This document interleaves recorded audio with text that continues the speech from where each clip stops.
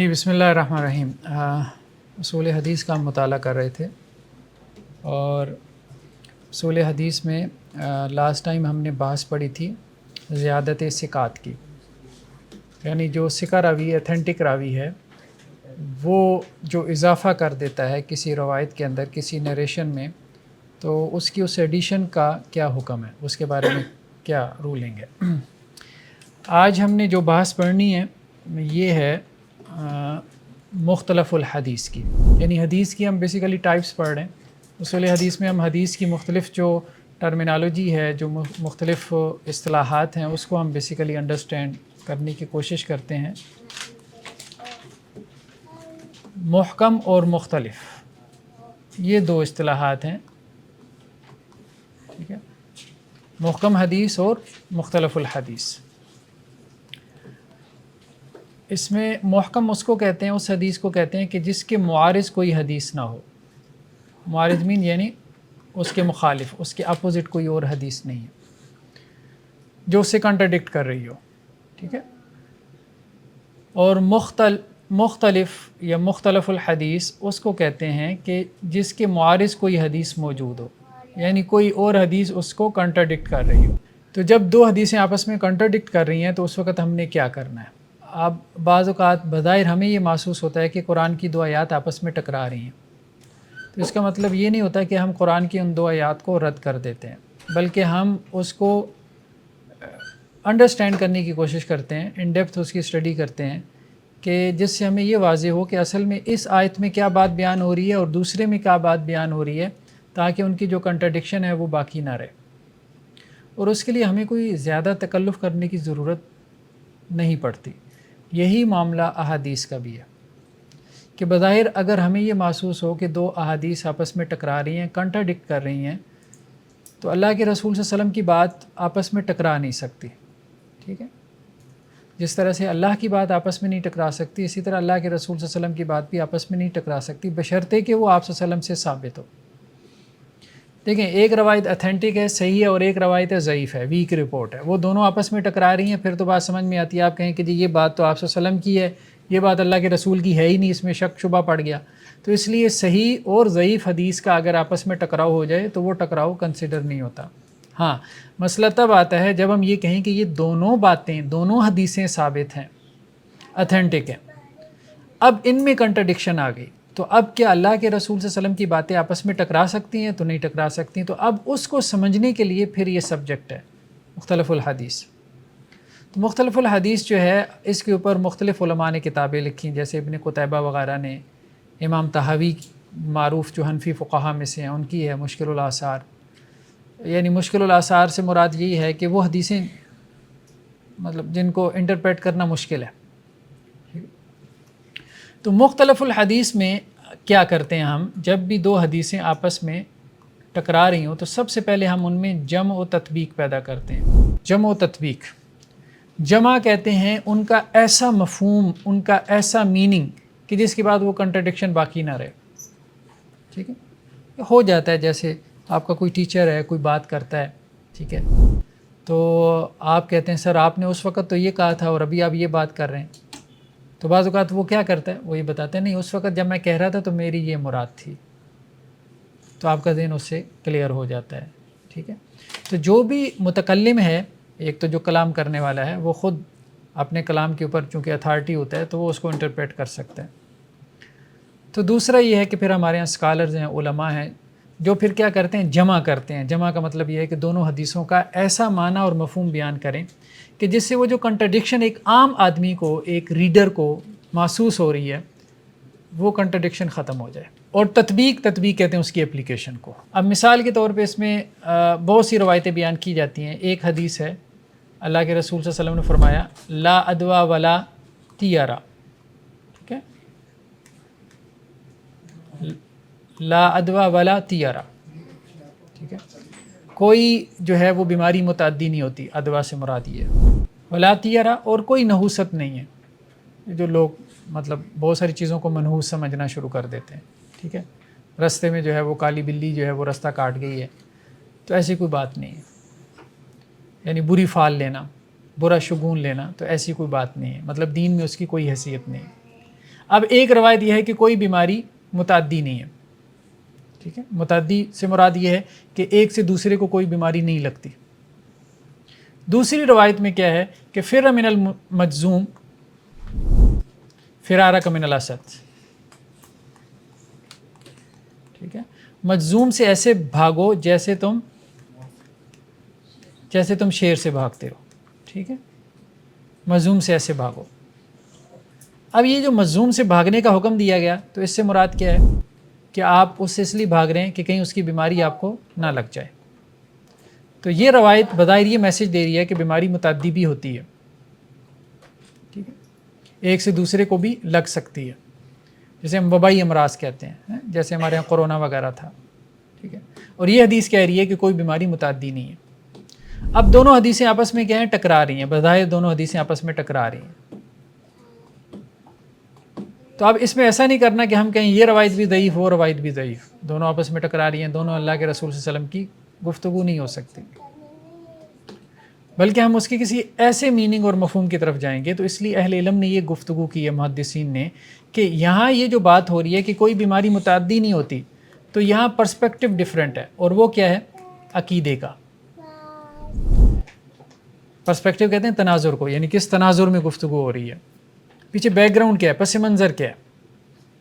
تو جب یہ بات ہو رہی ہے کہ کوئی بیماری متعدی نہیں ہوتی، بیماری نہیں پھیلتی، ایک سے دوسرے کو نہیں لگتی، تو وہاں عقیدے کے پرسپیکٹو میں بات ہو رہی ہے کہ تمہارا عقیدہ یہ ہونا چاہیے، تمہارا بیلیف یہ ہونا چاہیے کہ اللہ کے حکم کے بغیر کوئی بیماری نہیں لگتی۔ بیماری لگ جاتی ہے، لیکن یہاں عقیدے کے پرسپیکٹو میں بات ہو رہی ہے کہ عقیدہ کیا ہونا چاہیے، اللہ کے حکم کے بغیر نہیں لگتی۔ اور یہاں جو بات ہو رہی ہے وہ ہے عمل کے پرسپیکٹو میں، کہ عملاً ایسا ہی ہوتا ہے کہ ایک آدمی سے بیماری دوسرے کو لگ جاتی ہے، تو بہت دفعہ دیکھیں بیماری لگتی ہے، بہت دفعہ نہیں بھی لگتی۔ تو اب جس کو لگ رہی ہے تو اس کا مطلب یہ ہے کہ اللہ کا حکم جہاں پر ہے وہاں اس کو لگ رہی ہے، جہاں اللہ کا حکم نہیں ہے وہاں نہیں لگ رہی۔ تعاون جو ہمارے یہاں کیا کہتے ہیں اس کو انگریزی میں، اب میرے ذہن میں نہیں آ رہا، تعاون کی بیماری ہے جو چوہوں سے عام طور پہ پھیلتی ہے، یہ ایک وبائی مرض تھا، ٹھیک ہے، پلیگ، ہاں پلیگ کہتے ہیں، صحیح کہہ رہے ہیں۔ تو یہ جو بیماری ہے یہ مطلب ماضی میں لاکھوں اموات ہو جاتی تھی اس سے۔ تو آپ صلی اللہ علیہ وسلم کا حکم یہ ہے کہ جس شہر میں طاعون کی بیماری پھیل جائے تو جو اس سے باہر ہے وہ اس میں داخل نہ ہو۔ کیوں؟ کیونکہ اس کو بھی نہ لگ جائے، اور جو شہر کے اندر ہے وہ اپنے شہر سے باہر نہ نکلے، وہاں سے بھاگے نہیں۔ تو اس وقت تو عام طور پہ یہ کہا جاتا تھا کہ اس لیے کہا گیا کہ تاکہ اس کا عقیدہ درست رہے، لیکن اب اس کے خیر دوسرے پہلو بھی ہمارے سامنے آ رہے ہیں کہ وہ وبائی مرض لے کے کیا کرے گا، دوسرے شہر پہنچ جائے گا۔ جیسے ہمارے ہاں کورونا میں ہوا، یہی تو ہوا کہ لاک ڈاؤن کر دیتے ہیں۔ وہ لاک ڈاؤن کا جو ہے وہ سارا پیچھے فلاسفی یہی تھی کہ دوسرے ملک سے آ رہا ہے تو اب اس کو 15 دن کے لیے آپ جو ہے نا ذرا تنہائی میں رکھیں، علیحدہ رکھیں، اس کو چیک کریں، اس کو ٹیسٹ کریں۔ تو دو مختلف پرسپیکٹو میں دو حدیثیں ہونے کی وجہ سے ان کے دو ڈیفرنٹ میننگ ہیں۔ جب یہ دو ڈیفرنٹ میننگ ہمارے سامنے آتے ہیں تو اب اس میں کوئی کنٹرڈکشن نہیں رہ جاتی، اس کو کہتے ہیں جمع و تطبیق۔ یعنی دو حدیثیں جو بظاہر آپ کو لگ رہا ہے ان کے الفاظ سے کہ آپس میں ٹکرا رہی ہیں، کنٹرڈکٹ کر رہی ہیں، تو آپ ان کا ایسا مفہوم بیان کریں کہ وہ کنٹرڈکشن ختم ہو جائے۔ تو مختلف الحدیث میں سب سے پہلا کام اب یہ کرتے ہیں، مختلف الحدیث کے اوپر مطلب پراپر کتابیں موجود ہیں کہ یہ سینکڑوں حدیثیں ہیں کہ جن کا آپس میں لوگوں نے کہا کہ جی اختلاف ہے، مثال کے طور پہ، ٹھیک ہے۔ اسی طرح قرآن کے اوپر بھی کتابیں ہیں، مشکل القرآن کے نام سے، قرآن کی وہ آیات کہ جن کی انٹرپریٹیشن تفسیر بہت مشکل ہے، یہ قرآن کی وہ آیات کہ جن کے بارے میں بظاہر یہ محسوس ہوتا ہے کہ آپس میں کیا ہے، ٹکرا رہی ہیں، ٹھیک ہے۔ جیسے قرآن میں ایک جگہ پہ یہ ہے کہ اللہ تعالیٰ نے جو ہے وہ آسمانوں کو زمین سے پہلے پیدا کیا، اور دوسری جگہ یہ ہے کہ آسمانوں کو زمین کے بعد پیدا کیا۔ تو اس طرح سے قرآن میں بھی آ جاتا ہے، لیکن پھر ہم وہاں پہ اس کو کھولتے ہیں۔ تو پہلی چیز ہے جمع و تطبیق۔ دوسری کیا ہے کہ اگر جمع و تطبیق ممکن نہ ہو، پاسبل نہ ہو، پھر آپ کس کی طرف جاتے ہیں، نسخ کی طرف جاتے ہیں۔ یعنی ان میں سے ایک چیز جو ہے وہ کیا ہے، منسوخ ہو چکی ہے۔ اور نسخ جو ہے یہ ذہن میں رکھیں کہ نسخ جو ہے وہ واقعات میں نہیں ہوتا، حکم میں ہوتا ہے۔ یعنی جو حکم والی احادیث ہوں گی تو ان میں نسخ کا پہلو ہوگا، عقیدہ تو منسوخ نہیں ہوگا کہ پہلے یہ عقیدہ تھا بعد میں یہ ہو گیا۔ تو بیسیکلی تو جو لا ہے، جو قانون ہے، جیسے ہمارے ہاں بھی جو آپ کہہ لیں کہ جی اسٹیٹ کا جو لا ہوتا ہے، قانون ہوتا ہے، تو اس میں امینڈمنٹس آتی رہتی ہیں. تو اسی طرح شریعہ لا ہے، اللہ تعالیٰ کا قانون ہے، تو اللہ تعالیٰ جب چاہیں اس میں کوئی امینڈمنٹ بھیج دیں پچھلے قانون میں. ٹھیک ہے. تو کچھ قوانین ایسے بھی ہوتے ہیں جو عارضی دور کے لیے ہوتے ہیں، عبوری دور کے لیے ہوتے ہیں، جیسے ہمارے ہاں یہ صدارتی آرڈیننس ہوتا ہے. ٹھیک ہے. تو نص جو ہے وہ احکام میں ہوگا، یہ عقیدے میں یا خبر میں نہیں ہوگا. اب نسخ ہمیں کیسے معلوم ہوتا ہے؟ کبھی تو قول رسول صلی اللہ علیہ وسلم سے، یعنی نبی کریم صلی اللہ علیہ وسلم کا اپنا قول ہمارے سامنے آ جاتا ہے، جس سے ہمیں پتہ چل جاتا ہے کہ پچھلی والی بات کیا ہے، منسوخ ہے. آپ صلی اللہ علیہ وسلم نے ایک آرڈر دیا تھا، اس کو خود ہی کینسل کر دیا. تو جو بندہ آرڈر دیتا ہے تو وہ اس کو کینسل بھی کر سکتا ہے. ٹھیک ہے. اس میں تو کوئی شک و شبے والی بات نہیں ہے. ٹھیک ہے. جس پارلیمنٹ نے قانون بنایا وہ اس کو منسوخ کر کے نیا قانون لا سکتی ہے. ٹھیک ہے. دوسری چیز ہمیں پتہ چلتا ہے قول صحابی سے. نسخ کا علم ہمیں قول صحابی سے پتہ چلتا ہے. کوئی صحابی ہمیں بتاتا ہے کہ یہ عمل منسوخ ہو چکا ہے، یعنی دو حدیثوں میں ٹکراؤ آ گیا، تو ہم کہیں گے ایک منسوخ ہے، دوسری کیا ہے، ناسخ ہے. منسوخ مین کینسل، یہ حکم کینسل ہو چکا. ٹھیک ہے. تیسری چیز کیا ہے، تاریخ. تاریخ سے بھی ہمیں پتہ چلتا ہے کہ ایک حکم کیا ہے، منسوخ ہو چکا ہے. اور چوتھی چیز کیا ہے، اجماع. اجماع امت جسے ہم کہتے ہیں، consensus, agreement of all scholars. تمام اسکول آف تھاٹ کے جو مسلمان اسکالرز ہیں، مسلم اسکالرز ہیں، وہ کسی بات کے اوپر متفق ہو جائیں، اس کو ہم اجماع کہتے ہیں، کنسنسس. اس سے بھی پتہ چلتا ہے کہ کوئی چیز منسوخ ہو چکی ہے. اچھا، اس کی مثالیں انہوں نے یہاں کتاب میں کچھ دی ہیں، وہاں سے ہم دیکھ لیتے ہیں بجائے یہاں اس کو لکھنے کے. سر کوئی حدیث کسی قرآنی آیت کو منسوخ کر سکتی ہے؟ ہاں، یہ ایک مسئلہ کہ کیا کوئی حدیث کسی قرآنی آیت کو منسوخ کر سکتی ہے، یہ اختلافی مسئلہ ہے. میجورٹی جو فقہا کی ہے ان کے نزدیک ایسا نہیں ہے کہ کوئی حدیث جو ہے وہ کسی قرآنی آیت کو منسوخ کر سکے. ہاں، البتہ یہ کہا جاتا ہے کہ حدیث متواتر کر سکتی ہے. کچھ یہ بھی اس کے قائل ہیں اہل و ظاہر کے اخبار احاد سے بھی قرآن منسوخ ہو جاتا ہے. یہ بہرحال اصول فقہ کا موضوع ہے، یہ ہم انشاءاللہ وہاں پڑھیں گے. تھیوری آف ایبروگیشن جو ہے نا، مطلب نسخ کا جو نظریہ ہے، تو اس کو ہم تفصیل سے وہاں پہ دیکھیں گے کہ اس کی کیا کیا ویریشن ہے اور فقہا میں کیا کیا اختلاف ہے اور ان کے پاس کیا کیا اس کے دلائل ہیں. ہاں، ہمارے سامنے اس کی جو انہوں نے آپ کی کتاب میں اس کی مثالیں دی ہیں. سب سے پہلے تو اللہ کے رسول صلی اللہ علیہ وسلم سے اس کی جو مثال ہے کہ آپ صلی اللہ علیہ وسلم نے فرمایا، کنت نہیتکم عن زیارت القبور فزوروا، میں نے تمہیں قبروں کی زیارت سے منع کیا تھا، ٹھیک ہے، بس تم ان کی زیارت کرو. صحیح مسلم کی روایت ہے. ٹھیک ہے. شروع میں قبروں کی زیارت سے منع کیا گیا تھا. تو اب کچھ روایتوں میں جو ہے وہ قبروں کی زیارت کی اجازت ہے، کچھ روایتوں میں قبروں کی زیارت سے منع کیا گیا. تو اب دونوں میں کنٹراڈکشن آ گئی. تو ہم کیا کہیں گے کہ ہمیں ایک حدیث مل گئی ہے جس سے ہمیں یہ معلوم ہو رہا ہے کہ وہ جو پہلے والا حکم تھا، یعنی اوائل اسلام میں، شروع اسلام میں آپ صلی اللہ علیہ وسلم نے مطلقاً منع کر دیا تھا قبروں کی زیارت سے، کیونکہ بت پرستی سے قربت کا زمانہ تھا. تو اس لیے یہ تھا کہ یہ نہ ہو کہ لوگ قبروں کی بھی اسی طرح سے پوجا شروع کر دیں جیسا کہ بتوں کی پوجا کی جاتی ہے. تو آپ صلی اللہ علیہ وسلم نے اس سے منع کر دی. ہاں، جب لوگ توحید سے آشنا ہو گئے، توحید ان کے دلوں میں، قلوب میں رچ بس گئی، تو پھر آپ صلی اللہ علیہ وسلم نے قبروں کی زیارت کی اجازت دے دی کہ اب ان کو توحید سمجھ آ چکی ہے. تو یہ وہ مفہوم ہے جو ہمارے سامنے آ رہا ہے. اسی سے بعض اہل علم نے یہ بات بھی نکالی کہ وہ جو روایتیں جن میں یہ ہے کہ عورتوں کو جو ہے وہ قبرستان میں جانے سے منع کیا گیا، تو وہ بھی بیسیکلی منسوخ ہے. یعنی اسی روایت کی روشنی میں وہ یہ کہتے ہیں، وہ بھی شروع کے احکامات میں سے بات تھی کہ آپ صلی اللہ علیہ وسلم نے اس سے منع کیا تھا. تو ایک تو یہ ہے کہ خود قول رسول سے ہمیں پتہ چل جائے، آپ صلی اللہ علیہ وسلم کی کسی حدیث سے ہمیں پتہ چل گیا کہ اللہ کے رسول صلی اللہ علیہ وسلم کا یہ حکم کیا ہے، کینسل ہے، اور دوسرا اس کی جگہ آ چکا ہے. دوسرا قول صحابی سے، حضرت جابر بن عبداللہ رضی اللہ عنہ سے روایت ہے کہ کانا آخر الامرین من رسول صلی اللہ علیہ وسلم، اللہ کے رسول صلی اللہ علیہ وسلم کا آخری معاملہ، یعنی دو معاملوں میں سے آخری معاملہ اللہ کے رسول صلی اللہ علیہ وسلم کا کیا تھا کہ جس کو آگ نے ٹچ کیا ہو اس کو کھانے کے بعد آپ وضو نہیں کرتے تھے. یہ ایک اختلافی مسئلہ ہے کہ اگر آگ کے اوپر کوئی چیز آپ نے پکائی ہے، جیسے باربیکیو ہے، ٹھیک ہے، کوئی اور چیز ہے، ہنڈیا وغیرہ، اب تو سارا کچھ ہی آگ پہ پکتا ہے. ٹھیک. تو اللہ کے رسول صلی اللہ علیہ وسلم سے دونوں طرح کی روایتیں ہمیں ملتی ہیں، یعنی صحابہ کے ہاں دونوں طرح کا موقف ملتا ہے۔ ایک موقف یہ ہے کہ اگر آگ پہ پکی ہوئی چیز آپ نے کھائی ہے تو آپ کو وضو کرنا ہے، اور ایک یہ ہے کہ آپ کو وضو نہیں کرنا۔ تو دونوں طرح کی روایتیں، آپ انسان اس میں پریشان ہو جاتے ہیں۔ تو اس میں ہمیں حضرت جابر بن عبداللہ سے یہ روایت ملتی ہے کہ اللہ کے وسلم کا آخری امر کیا تھا کہ آپ وسلم وضو نہیں کرتے تھے، ٹھیک ہے، آگ پہ پکی ہوئی چیز کھانے کے بعد اللہ کے رسول صلی اللہ علیہ وسلم وضو نہیں کرتے تھے۔ تو اس کا مطلب یہ ہے کہ وضو کرنے کی جو روایتیں ہمیں ملتی ہیں کہ اللہ کے رسول نے جو وضو کیا ہے، تو اس کا مطلب کیا ہے کہ وہ منسوخ ہیں، آخری امر یہ۔ تو ایک یہ بھی طریقہ ہے کہ قول صحابی سے ہمیں یہ بات پتہ چل چکی یا پتہ چل گئی کہ یہ آپ صلی اللہ علیہ وسلم کا آخری عمل ہے، اور آخری عمل کا مطلب یہی ہوتا ہے کہ وہ جاری ہے اور پچھلا منسوخ ہو چکا ہے۔ تیسری چیز کیا ہے؟ تاریخ۔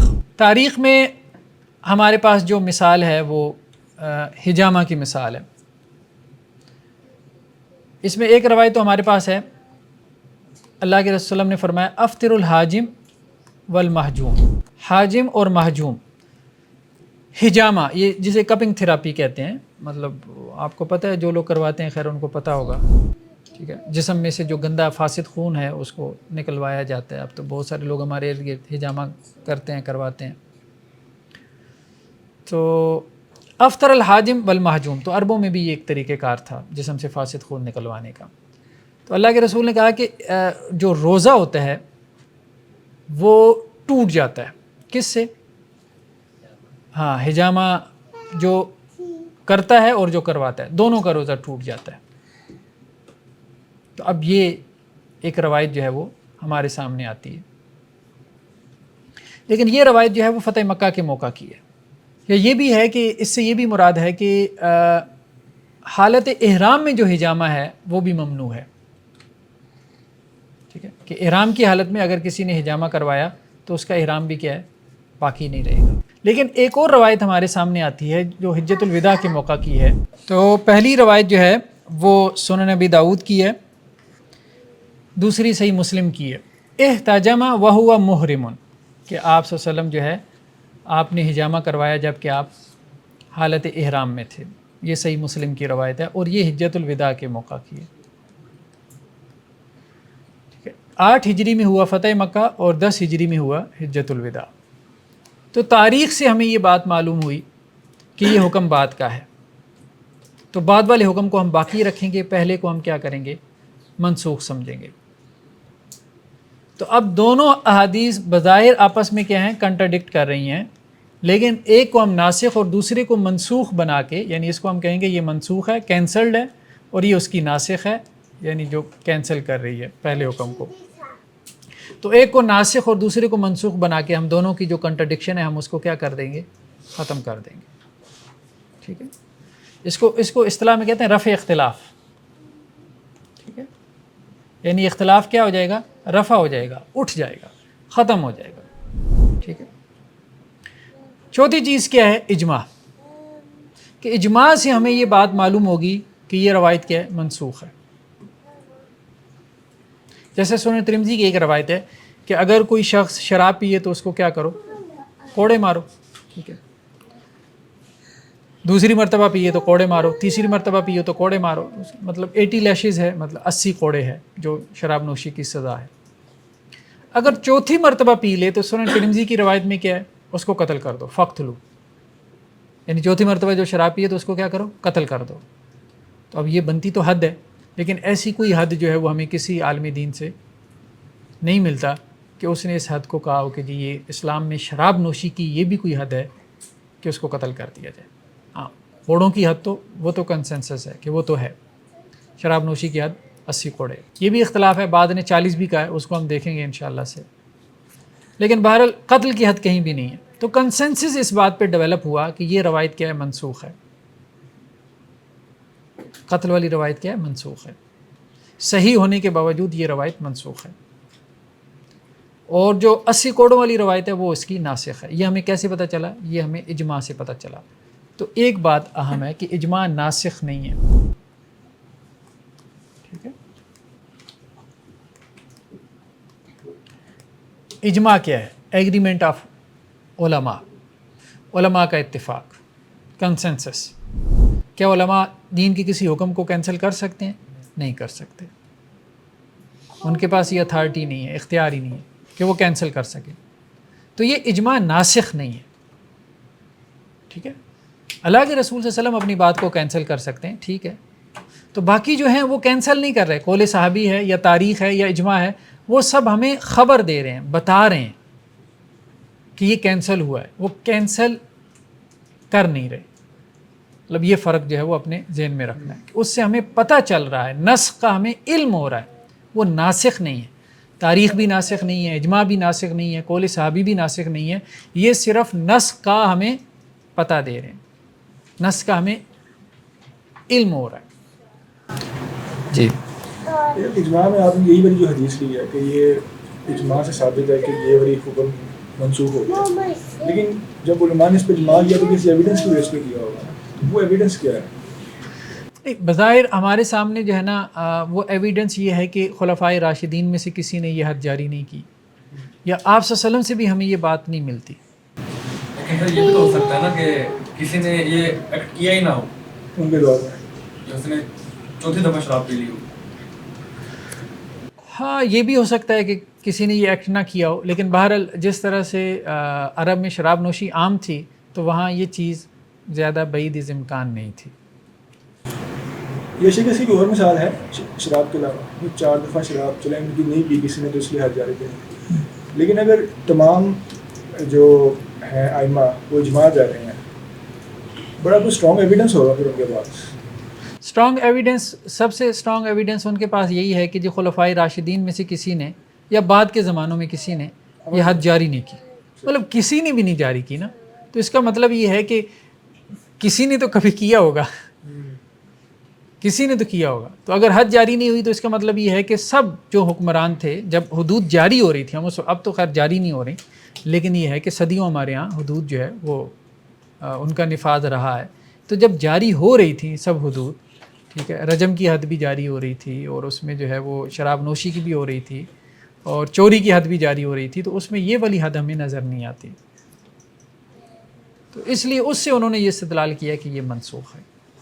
یعنی عمل سے ہمیں یہ پتہ چلتا ہے، مسلسل عمل سے، ٹھیک ہے، تو کہ یہ نہیں ہوا یہ معاملہ. اچھا، اس میں ایک بحث ہمارے سامنے نسخ کی آ گئی. اس کے بعد جو ہے تیسری بحث ہے ترجیح کی.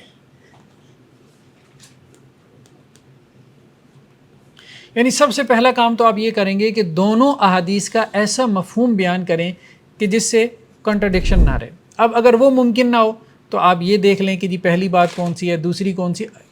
انسان بھی تو اپنی بات سے رجوع کرتا ہے، ایسا نہیں ہے. بہت دفعہ آپ اسے کہتے ہیں بھئی آپ نے پہلے یہ کہا تھا، اب یہ، تو آپ کہتے ہیں نہیں بس پہلے میرا یہ موقف تھا، اب میرا موقف بدل گیا، چینج ہو گیا. تو موقف چینج ہوتا رہتا ہے، ٹھیک ہے، سب کا ہی چینج ہوتا ہے.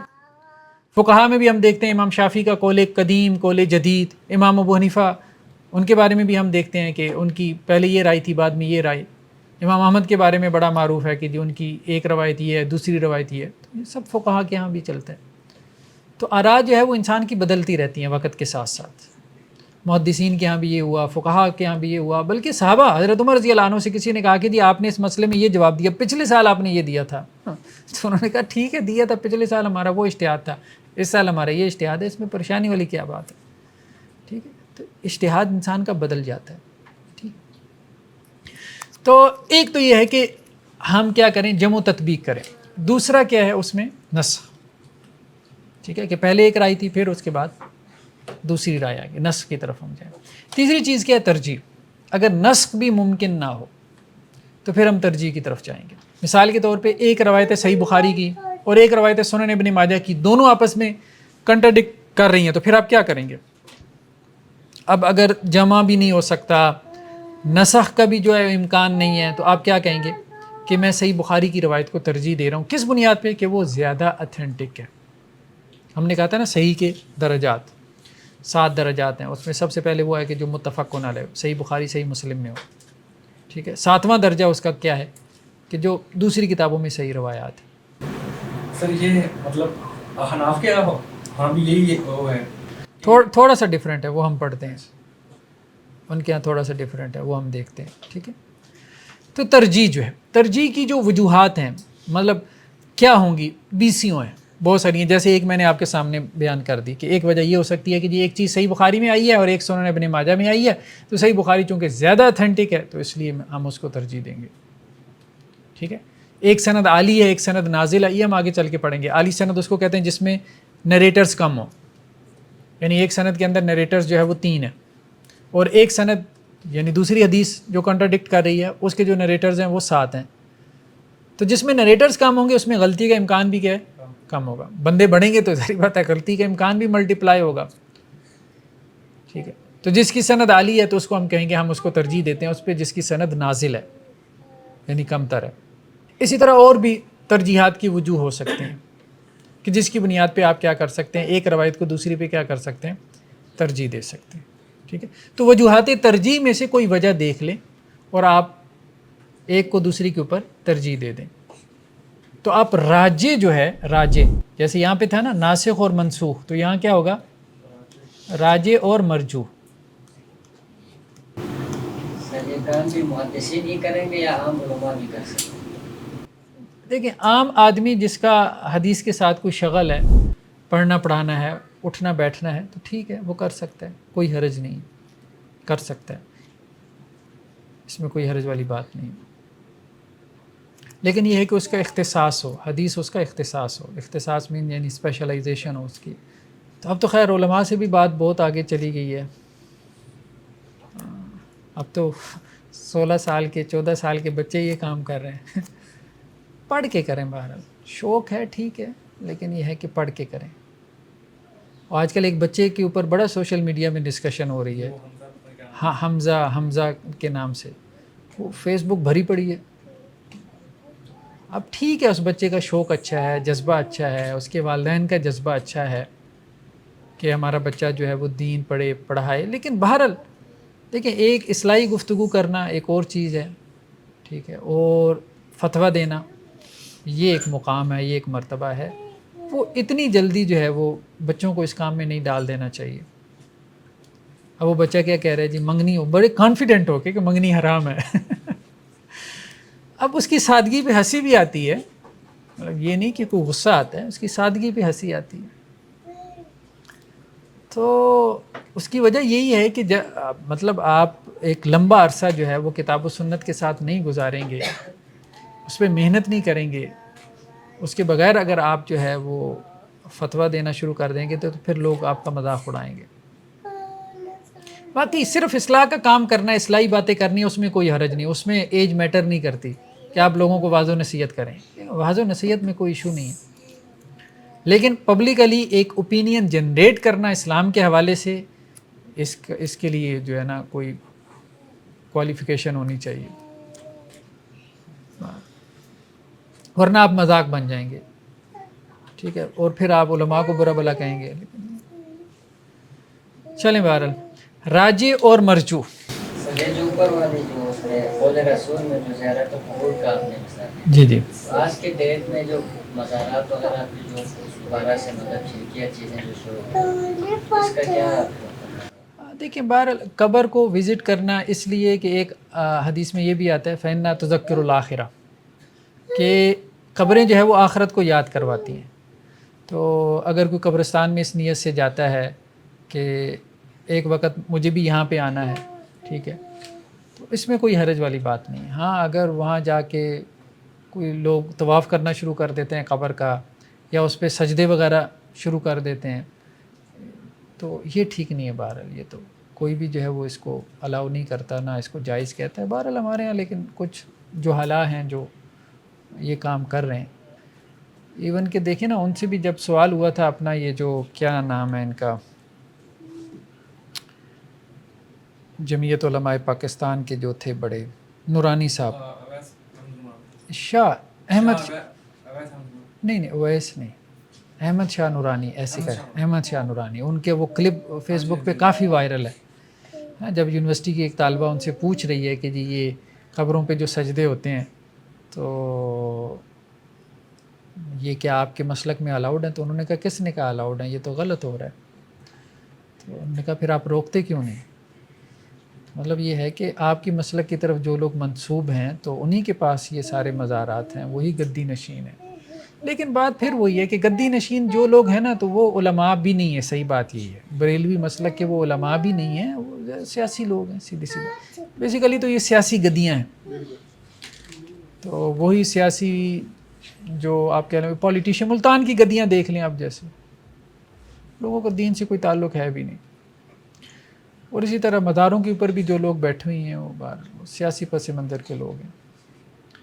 ورنہ آپ دیکھیں جن کو یہ اپنے جو تھے اپنا گولڈا شریف والے یہ جو تھے پیر نصیر الدین شاہ صاحب علیہ رحمہ، تو وہ بڑی شدت سے ان چیزوں کا انکار کرتے تھے، اور بلکہ اتنی شدت سے کرتے تھے کہ خود ان کے مسلک میں بھی ان کی مخالفت ہونا شروع ہو گئی تھی.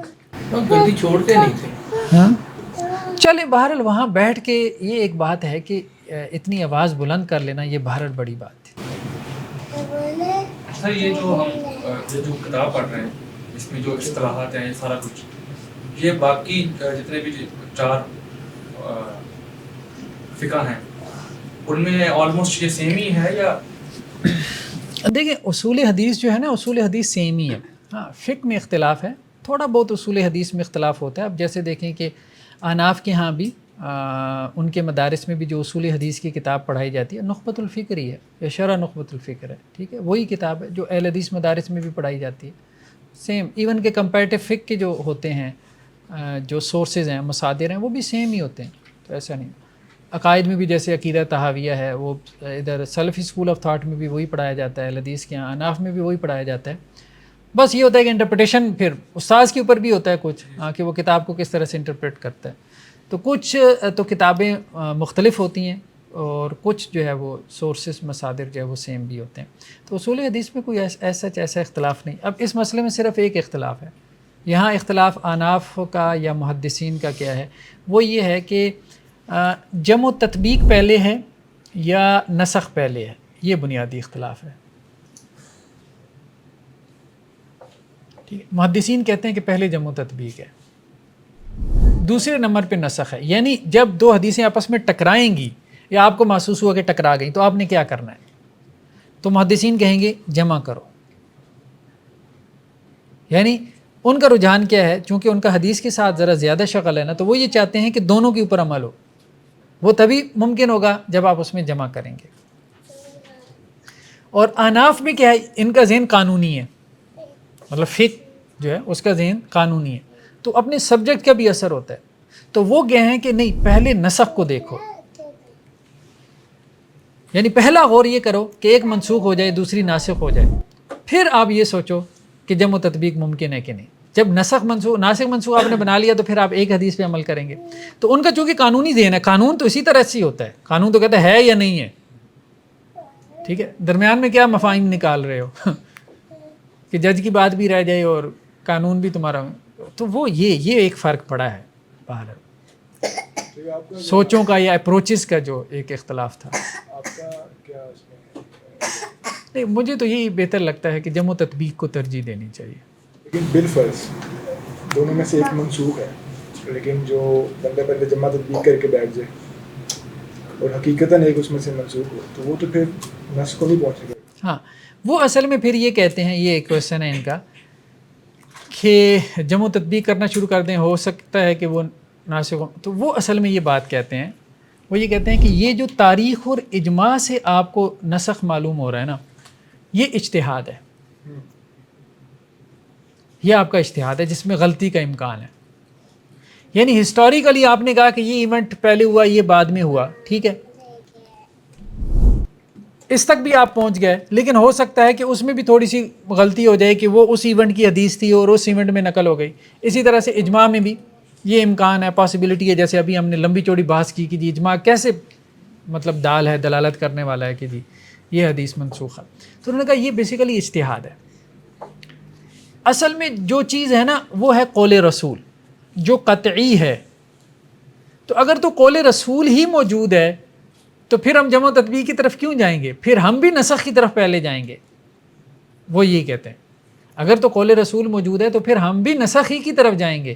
کہ جب ایک ناسخ اور دوسرا منسوخ ہے تو ہمیں کیا، وہ کہتے ہیں نہیں، اگلے جو سٹیپس ہیں نا جہاں وہ نسخ کا معاملہ ایک اجتہادی معاملہ بن جاتا ہے، وہاں پھر ہم کہتے ہیں کہ اجتہاد سے بہتر، جب دونوں جگہ آپ نے اجتہاد کرنا ہے تو جمع و تطبیق میں آپ اجتہاد کر لیں بجائے ناسخ و منسوخ میں اجتہاد کرنے کے.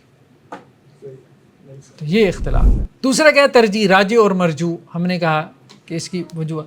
چوتھا کیا ہے کہ توقف فی یا متوقف فی کہتے ہیں اس کو، یعنی جس میں توقف کیا جائے. توقف مین مطلب آپ کچھ بھی نہ بیان کریں، ٹھہر جائیں. تو ایسی روایت کو کیا کہتے ہیں؟ متوقف فی، یعنی جس میں توقف کیا گیا ہو.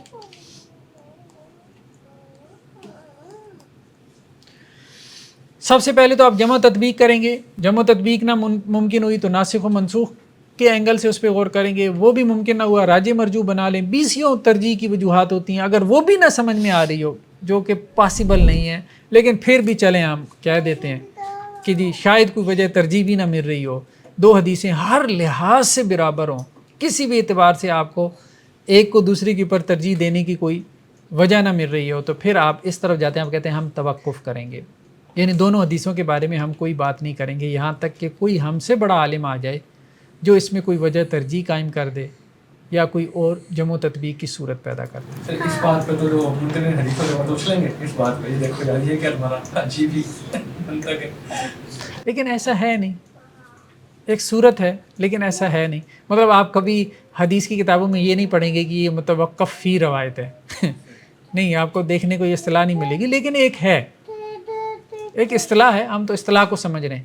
لیکن اگر آپ اس اصطلاح کا جسے کہتے ہیں اسم کا مسمى تلاش کریں گے تو وہ آپ کو نہیں ملے گا. یعنی کسی نہ کسی محدث نے اتنا ذہن پیدا ہوا ہے، وہ کوئی نہ کوئی وجہ ترجیح نکال لی. ٹھیک ہے ایک سے نہیں حل ہوا مسئلہ، لیکن دوسرے نے آ کے حل کر لیا. یہ ہے. اچھا اس میں ایک مسئلہ ہے، وہ ہے حدیث کا قرآن سے اختلاف. یہ ایک بڑا ہمارے ہاں مسئلہ جو ہے وہ اٹھایا جاتا ہے، حدیث کا قرآن سے اختلاف.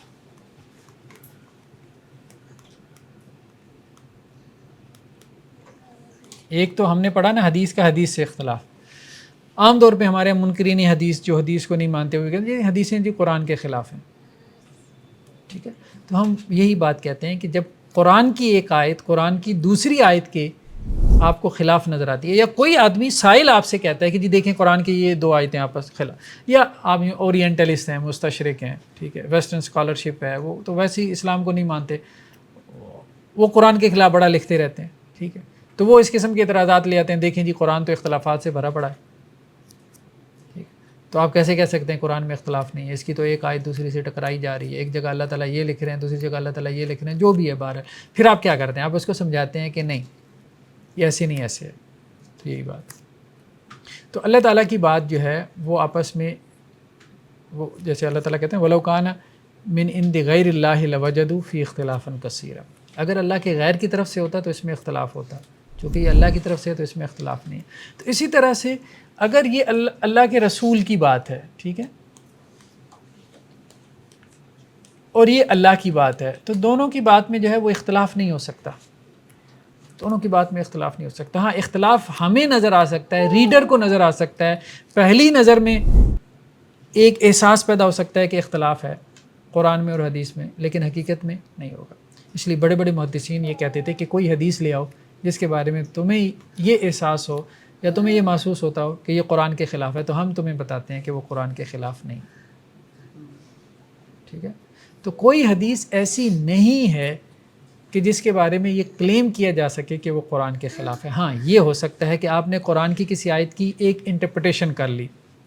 جب آپ نے قرآن کی آیت کی وہ انٹرپریٹیشن کر لی تو اب آپ نے اس انٹرپریٹیشن کو، جو آپ کی انٹرپریٹیشن تھی، آپ نے اس کو قرآن بنا لیا، اور اب آپ نے کہا کہ جی دیکھیں حدیث اس کے خلاف جا رہی ہے. تو آپ کی جو انڈرسٹینڈنگ ڈیولپ ہوئی ہے قرآن سے، اس کے خلاف ہو سکتا ہے حدیث جا رہی ہو، لیکن آپ کی انڈرسٹینڈنگ غلط بھی ہو سکتی ہے، صحیح بھی ہو سکتی ہے. تو آپ کی انڈرسٹینڈنگ جو قرآن کی ہے وہ قرآن نہیں ہے. ٹھیک ہے، انڈرسٹینڈنگ تو ایک ٹیکسٹ کی ایک سے زیادہ ہو سکتی ہے نا. جیسے ہمارے یہاں لا ہے، ٹھیک ہے، اب سارے جج جو ہے جو قانونی عبارتیں ہوتی ہیں اس کو ایک طرح سے نہیں انٹرپریٹ کرتے، نہ ایک طرح سے انڈرسٹینڈ کرتے ہیں. کوئی جج کوئی مطلب کورٹس کے فیصلوں میں اسی طرح سے اختلاف ہو جاتا ہے. کوئی کورٹ کوئی ججمنٹ دے رہی ہے، کوئی کورٹ اسی جو ہے وہ عبارت کی روشنی میں ایک اور ججمنٹ پاس کر رہی ہے. تو اسی طرح سے اصل چیز قرآن تو وہ عربی عبارت ہے، جو اس کا ترجمہ ہے ہم اس کو بھی قرآن نہیں کہہ سکتے. قرآن کے ترجمے تو 70 موجود ہیں, تو 70 قرآن ہو جائیں گے. قرآن کی تفسیریں 70 ہیں, ہم قرآن کی تفسیر کو قرآن نہیں کہہ سکتے. تو قرآن وہ عربی عبارت ہے, عربک ٹیکسٹ ہے, ٹھیک ہے. تراجم میں اختلاف ہو سکتا ہے, ٹھیک ہے, تفسیروں میں اختلاف ہو سکتا ہے. اسی طرح حدیث جو ہے وہ بیسیکلی وہ عربک ٹیکسٹ ہے. آپ صلی اللہ علیہ وسلم کی جو بات, ہاں اس کا جو ترجمہ ہے, جو تشریح ہے, وہ محدث کا فہم ہے, ٹھیک ہے. تو اگر ایک محدث نے اس کا ایک ترجمہ اور تشریح کی اور وہ آپ کو قرآن سے ٹکراتا ہوا نظر آیا, تو پھر ہم یہ نہیں کہیں گے کہ جی حدیث قرآن سے ٹکرا رہی ہے, ہم یہ کہیں گے کہ جی اس کا ترجمہ اصل میں صحیح نہیں کیا گیا, اس لیے یہ محسوس ہوا کہ یہ قرآن سے ٹکرا رہی ہے. تو اس کا ترجمہ آپ ٹھیک کر دیں, اس کا صحیح مفہوم بیان کر دیں, تو قرآن میں اور اس میں تعارض, کنٹرڈکشن باقی نہیں رہ جائے گا.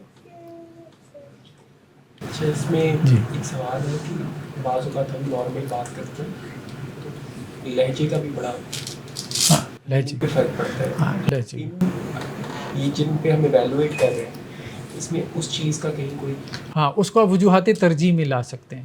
ہاں ترجیح کی وجوہات ترجیح آپ یوں کہیں کہ ریزنس فار پریفرنس, یعنی ایک چیز کو آپ دوسری کے اوپر پریفر کر رہے ہیں, اس کی کیا ریزن ہو سکتی ہے, ٹھیک ہے.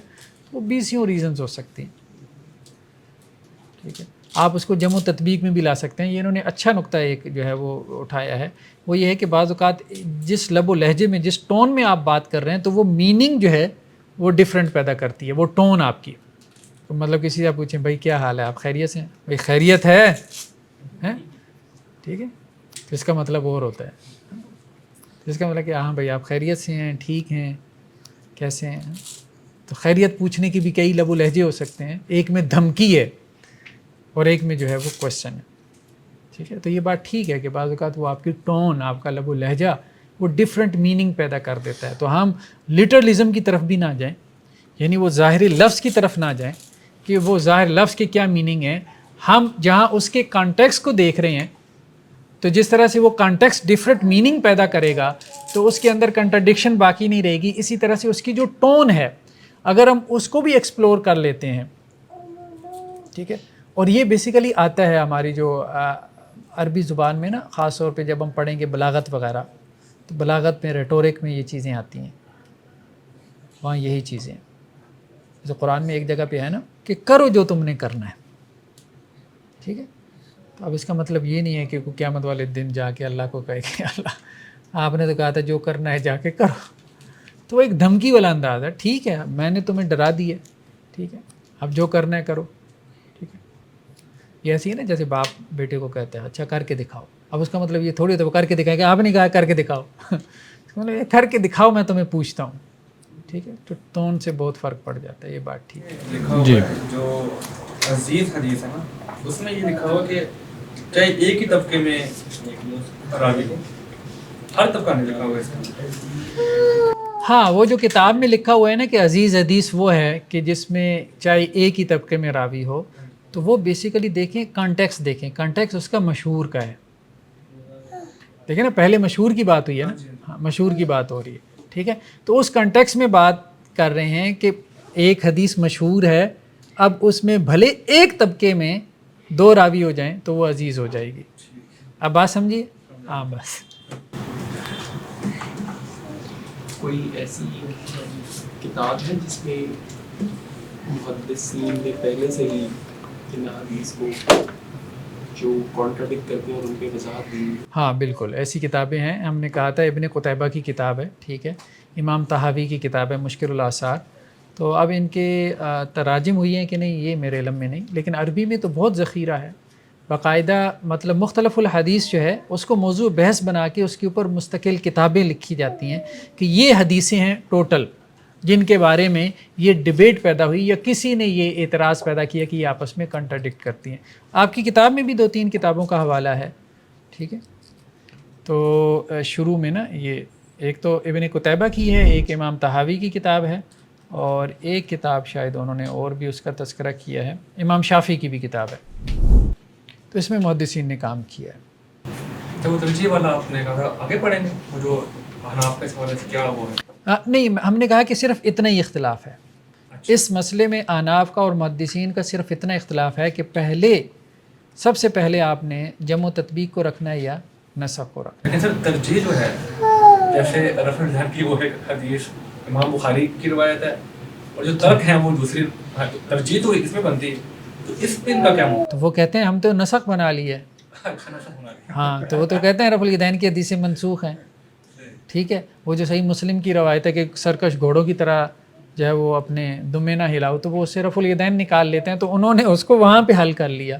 مطلب ان کا اپنا ایک ہے کہ انہوں نے اس مسئلے کو کیسے دیکھا ہے.